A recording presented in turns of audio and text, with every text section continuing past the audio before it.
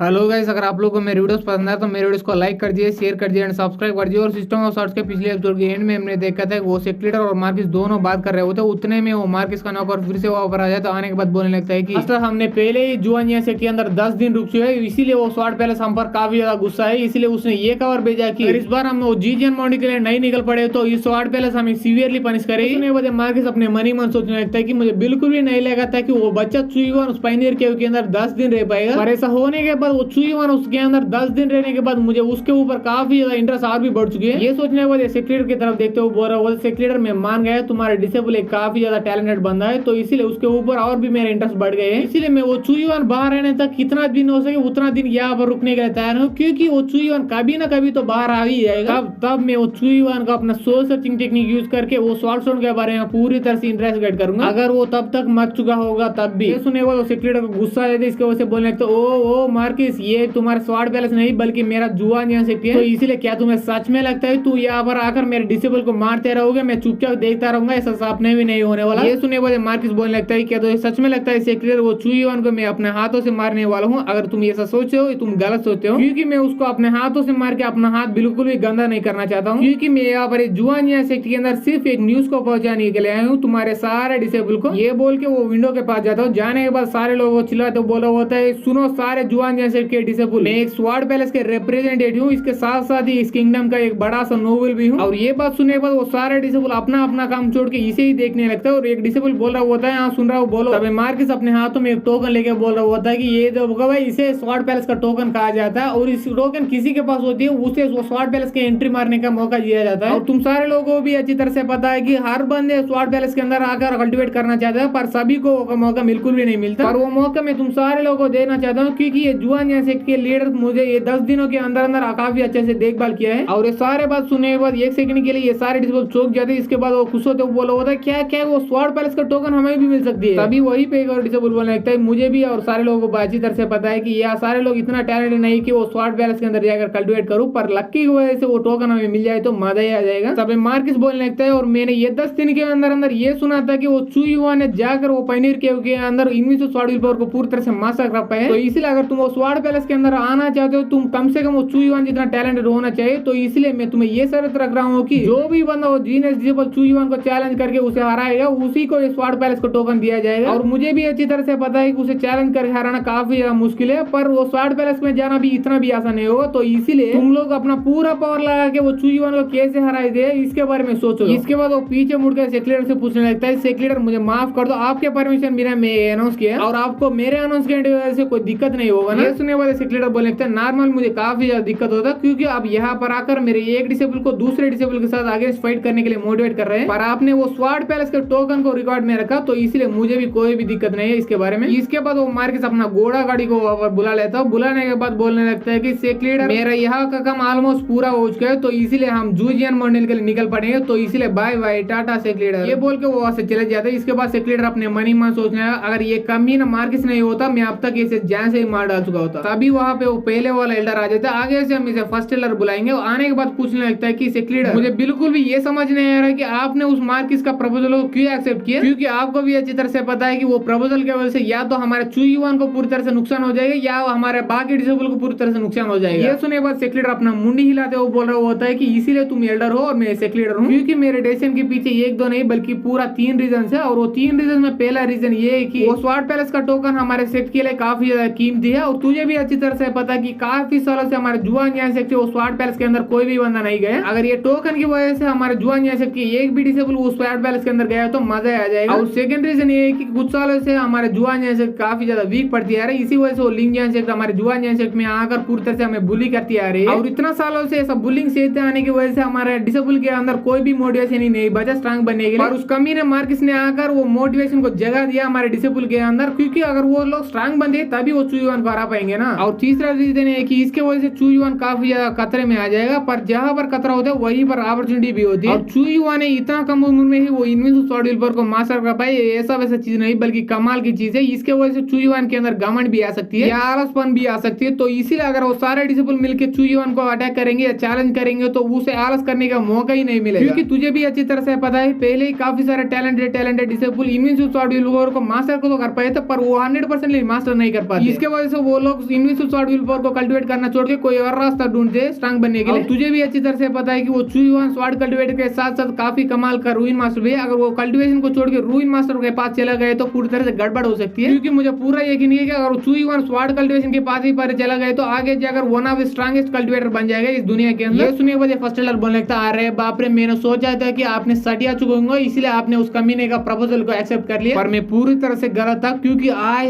है आपने क्या दिमाग लगाया, एक तीर से दो नहीं बल्कि 3 निशान लग जाएंगे इसके वजह से। ये सुनने के बाद सेक्रेटरी बोलने लगता, हाँ ये सब तो ठीक है, पर मुझे फिर भी वो चुईवान के बारे में काफी ज्यादा चिंता हो रही है, क्योंकि वो चुईवान ने हमारे जुआन यांग सेक्ट काफी ज्यादा ग्लोरी हासिल किया। इसके बदले हमारे जुआन यांग सेक्ट ने उस चुईवान के लिए कुछ ज्यादा नहीं किया, और ऐसा नहीं करने के बाद भी हमारे जुआन यांग सेक्ट उस चुईवान को और भी खतरे में डाल रही है। इसके वजह से मुझे काफी ज्यादा बुरा लग रहा है। तभी उसी चुईवान की तरफ वो सामने की तरफ देखते हो अपने मनी मन सोचने लगता, मुझे पूरा यकीन है कि यही पायनियर केव का एंड है। पर यहाँ पर क्या हो रहा है बीसी, क्योंकि मुझे यकीन नहीं हो रहा इस पायनियर केव के अंदर इतना सारे कहां से आ गए, क्योंकि मैंने पहले ये सुना था कि जैसे एक स्वॉर्ड स्टोन को ढूंढना काफी ज्यादा मुश्किल है, पर इस केव के अंदर इतना सारे बड़े बड़े हैं, और मुझे ऐसा लग रहा है इतना सारे स्टोन यहाँ पर है, इसका पीछे का जरूर कोई ना कोई रीजन होगा ही होगा। और मुझे ऐसा लग रहा है ये स्वॉर्ड स्टोन सिर्फ बंदे के अंदर की टैलेंट को या कल्टिवेशन को मेजर करने के लिए नहीं, बल्कि कुछ और काम के लिए जरूर काम आते होंगे, क्योंकि मैंने सिर्फ एक स्वॉर्ड स्टोन को बर्बाद कर दिया, उसके तुरंत बाद ही मेरे अंदर वो काफी कमाल का फाइल्डर स्वॉर्ड की आ गया। अगर ऐसी बात है यहाँ पर इतना सारे स्वॉर्ड स्टोन पड़े हुए हैं, तो इसलिए सारे बर्बाद करने के बाद मेरे अंदर काफी